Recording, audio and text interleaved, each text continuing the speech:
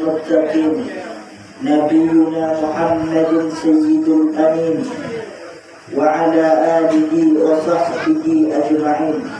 Amma ba'd. Yang terhormat para alim ulama, para masyayikh, para tokoh masyarakat desa Kayan Sematau, wabil khusus bapak-bapak, ibu-ibu yang alhamdulillah bisa hadir di Masjid Allah Subhanahu wa Ta'ala, Masjid Sayyidul Rahman. Pertama-tama kita panjatkan puji syukur kepada Allah Subhanahu wa Ta'ala atas segala karunia nikmat Allah Subhanahu wa Ta'ala yang telah Allah berikan kepada kita. Kedua kalinya salawat, kalinya salam. Marilah kita haturkan, marilah kita hadiahkan kepada junjungan kita, Nabi kita, Sayyiduna wa Habibuna wa Syafi'una wa Qurratu A'yunina Muhammad sallallahu alaihi wasallam. Nasibah beliau kita dapat merasakan apa itu bulan Ramadan.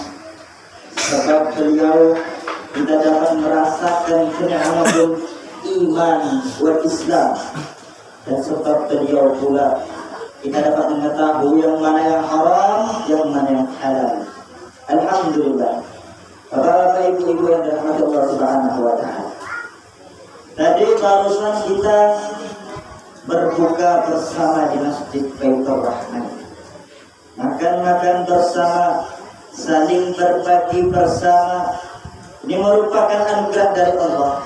Kayak yang seperti ini, tradisi seperti ini merupakan banyak sekali hikmahnya. Yang pertama, kita dapat berkumpul bersama. Yang kedua, kita dapat saling berbagi. Yang ketiga, kita menyambung tali silaturahmi, serta kita dapat sholat maghrib berjamaah, sholat isya berjamaah, dan sholat tarawih. Banyak sekali fadilah-fadilah keutamaan mengenai puasa, khususnya di bulan Ramadan. Bahkan seandainya langit dan bumi bisa berbicara, niscaya mereka akan mengatakan kabar gembira bagi orang yang berpuasa di bulan Ramadan. Kabar gembiranya adalah syurga. Di hadis baginda Nabi Muhammad sallallahu alaihi wasallam mengatakan, "Lau adina Allah lis-samawati wal ardh an yatakallama la qalata bushra liman shama Ramadan bil jannah." Kabar gembira bagi orang yang berpuasa di bulan Ramadan dengan kabar gembira berupa surga Allah Subhanahu wa Ta'ala. Ganjaran puasa, surganya Allah Subhanahu wa Ta'ala. As-sawmu li wa ana ajzi bihi. Puasa itu untukku dan akulah yang akan langsung memberikan pahala, memberikan ganjaran. Ulama mengatakan maksud daripada hadis tersebut bahwasanya ketika kelak di hari kiamat semua amal ibadah kita akan ditimbang. Sebelum selesai penimbangan akan ada datang orang-orang yang kita zalimi datang. Ya Allah, ini ya Allah pernah mukul saya ya Allah. Ya Allah, dia pernah ngambil duit saya ya Allah. Ya Allah, dia pernah berbuat zalim kepada saya ya Allah. Ya Allah, dia pernah mengacaukan pekerjaan saya ya Allah. Ya Allah, dia pernah berbohong kepada saya. Ya Allah, dia pernah melakukan kerugian sehingga saya bangkrut ya Allah. Banyak sekali datang orang-orang minta pertanggungjawaban. Allah Maha Adil. Allah Maha Adil. Pada hari itu tak ada satupun makhluk yang dapat membela dirinya kecuali dari pengadilan Allah Subhanahu wa Ta'ala. Akhirnya yang menzalimi, yang merasa dizalimi tersebut diberikan pahalanya. Kita pahala sholat, pahala ibadah-ibadah yang lainnya, karena kita menzalimi sesama manusia, menzalimi sesama saudara kita, diambil, pindahkan. Udah kan? Adil kan? Udah ya Allah. Akhirnya datang lagi ya Allah, dia pernah berbuat hutang. Dia punya hutang sama saya ya Allah. Diambil lagi pahalanya, dikasih lagi. Datang lagi, bukan satu dua orang, banyak. Semua orang yang pernah kita lakukan kezaliman, semua orang yang pernah kita zalimi, kita jahati, kita bohongi, kita buat dia rugi, datang mereka kepada kita. Makanya jangan enak-enak sekarang. Jangan enak-enak, diminta pertanggungjawaban. Pahala kita diambil. Pahala kita diambil. Allah, dia pernah dibagi saya, pernah ngomongin saya, ambil dipindahkan. Akhirnya jadi muflis, orang miskin, orang yang tidak beruntung, orang yang rugi kecuali saum. Wa ana ajzi kata Allah Subhanahu wa taala. Kecuali puasa, akulah yang akan memberikan pahala kepadanya. Kecuali pahala puasa yang tak akan diganggu gugat, tak bisa diambil. Bahkan ada diriwayatkan saking tidak adanya amal ibadah, orang ini karena diminta pertanggungjawaban sebab orang yang dizalimi, yang tersisa hanyalah amal ibadah sholat, amal ibadah puasa. Tersisa amal ibadah puasa dan masuk surga sebab amal ibadah puasa. Oleh karena itu hadirin, beruntung kita puasa di bulan Ramadan. Beruntung kepada kita karena kita merasakan bulan suci Ramadan.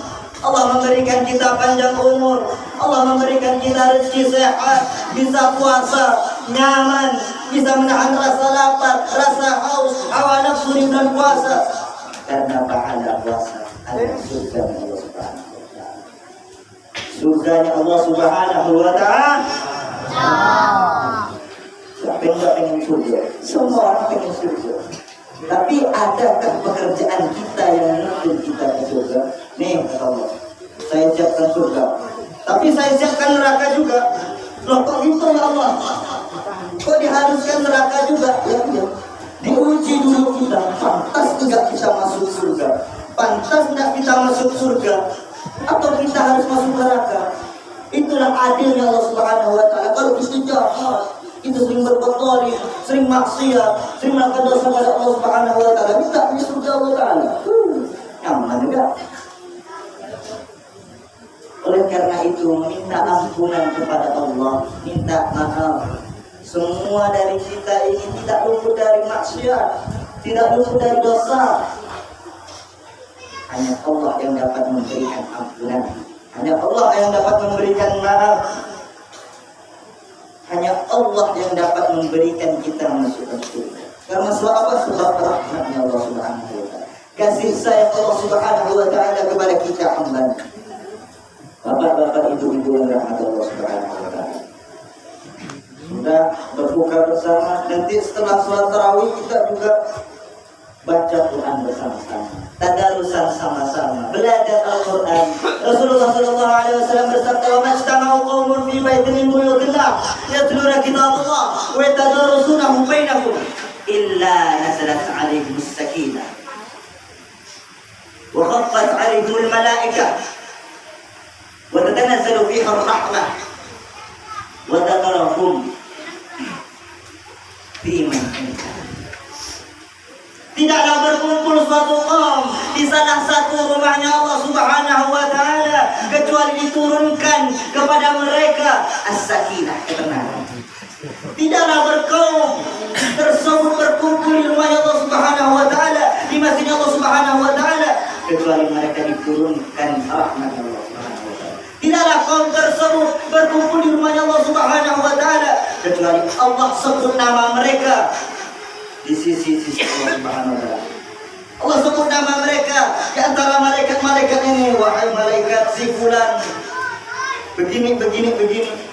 Itu khusus untuk siapa? Khusus untuk orang yang baca Al-Quran, orang yang belajar Al-Quran, yang tadarusan bersama-sama.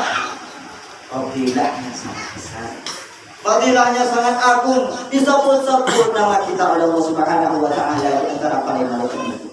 Sebut-sebut, ya bukan ini, si A ini telah melakukan tadarusan, ngaji bersama. Begitu juga di rumah kita. Kita hidupkan dengan cahaya Al-Quran. Rumah kita sumpah, gelap, sering tengkar sama istri, anak, rewel. Dihidupkan dengan Al-Quran kita. Nah, oleh karena itu introspeksi diri kita. Jangan tiba-tiba langsung komentar, oh Allah, banyaknya masalah nih, pusing ya Allah. Ampun hal-hal ya Allah. Tak kuat saya. Sedangkan diri seorang tidak introspeksi diri. Ada Al-Quran, baca, hidupkan Al-Quran. Al-Imam Ahmad bin Hanbal suatu hari bermimpi, di dalam mimpinya ada suara, ya Ahmad bin Hanbal, amal ibadah yang paling baik adalah membaca kitabku yang Al-Quran Karim. Lalu Imam Ahmad bin Hanbal bertanya, ya Rabb, bifahmin atau bighairi fahmin, kita membaca Al-Quran itu dalam keadaan faham atau tidak faham? Allah Subhanahu wa ta'ala menjawab, bifahmin atau bighairi fahmin, paham tak paham, itu amal ibadah yang afdal, amal ibadah yang agung.